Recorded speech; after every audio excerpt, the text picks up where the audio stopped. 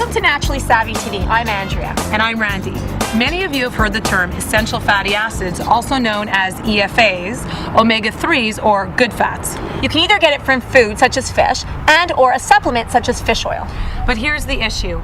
A lot of the fish that we eat contains mercury, heavy metals, preservatives, and environmental toxins like PCBs. Now, we're not telling you to avoid fish entirely, but we are asking you to be mindful of the type of fish you eat and how much of it. This is especially critical if you're a pregnant or nursing woman or you have young kids at home. With that said, and from the research I've read, I'm a big fan of fish oil. But it's really important that I use a brand that I could trust. A brand that we've researched and fell in love with is Nordic Naturals. They make high-quality omega-3 fish oils from Norway. They're third-party tested. They've won awards for purity and freshness, and they taste fantastic.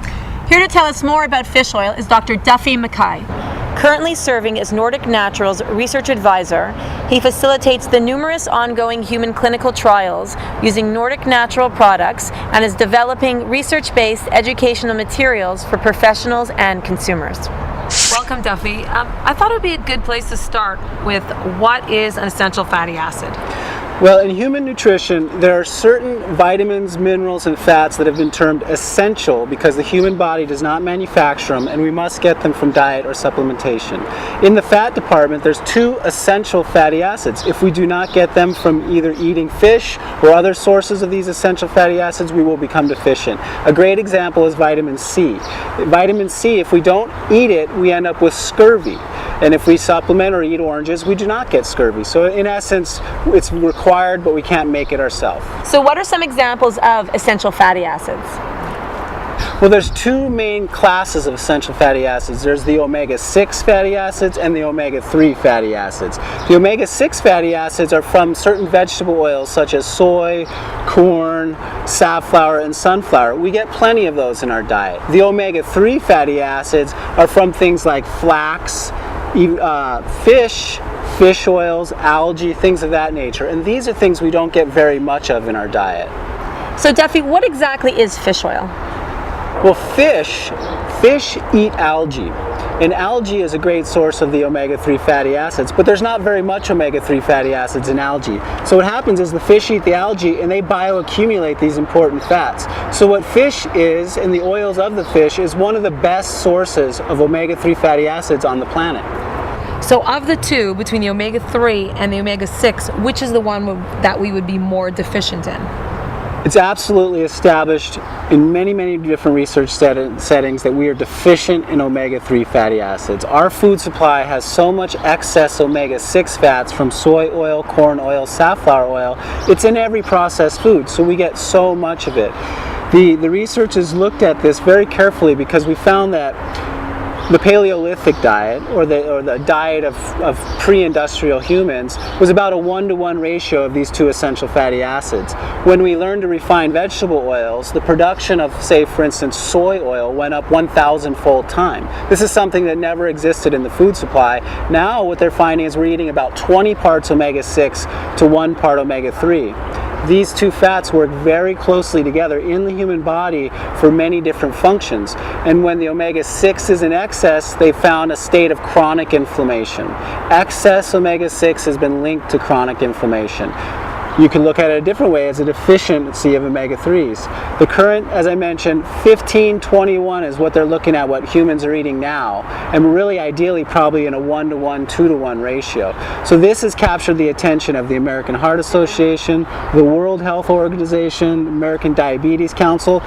The inflammation caused by excess omega-6s may be the underlying pathology for multiple disease conditions: dementia, Alzheimer's disease, cardiovascular disease, type 2 diabetes. It's a big deal in conventional medicine right now. The American Heart Association has point blank said anybody with any risk markers of heart disease needs to be on 1 gram of omega-3 fats daily, period.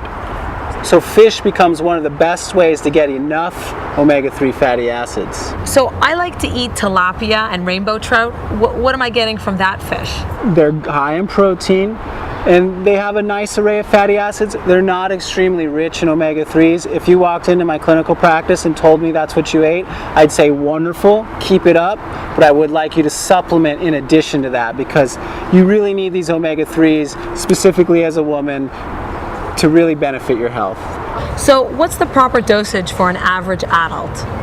This is a great question. I get this question a lot. There's some variability, but I'm going to defer to the American Heart Association, because what they've done is accumulated all the data and looked at it up and down and all over the place. They've determined 500 milligrams a day of omega-3s just to prevent symptoms of deficiency. That equates to about 2 servings a week of a quality fatty food. So you could eat 2 cans of sardines a week and you wouldn't be deficient in omega-3 fatty acids. But I'll add to that, anyone with any risk markers of heart disease, and this could be an extended waistline of 42, it could be high blood pressure, it could be a bad lipid profile, it could be just that you have a family history of heart disease. Any of these, you should be at 1,000 milligrams of omega-3s per day, based on the American Heart Association recommendations. Take that one step further is, if you suffer from any inflammatory conditions, you have arthritis, rheumatoid arthritis, really struggling with inflammation, then we're looking at 2 to 4 grams a day. And this is really when you're looking at working with your doctor. You're getting into a higher dose regime. You want to let your doctor know, I'm taking 3 grams of omega-3s for my inflammation. Most doctors should give you a big hug and say that's great, because they should know it's going to help your heart, it's going to help with healthy aging. At the same time, it's going to help you with that inflammation, which you don't have other safe options. We know that non-steroidals are possibly not good long term, so fish oil just fits in there so nicely. Thanks, Duffy. That was such important information. I feel like we've all really learned a lot from it. Definitely. Thanks for having me, guys. In part 2, we'll discuss the benefits of fish oil on children's health and the impact it has on pregnant women. For a complete list of mercury levels in fish, visit naturallysavvy.com and click on the current video on the homepage. I'm Randy. And I'm Andrea. Thanks for watching Naturally Savvy TV. Welcome to Naturally Savvy TV. I'm Andrea. And I'm Randy. Many of you have heard the term essential fatty acids, also known as EFAs, omega-3s, or good fats. You can either get it from food, such as fish, and or a supplement, such as fish oil. But here's the issue. A lot of the fish that we eat contains mercury, heavy metals, preservatives, and environmental toxins like PCBs.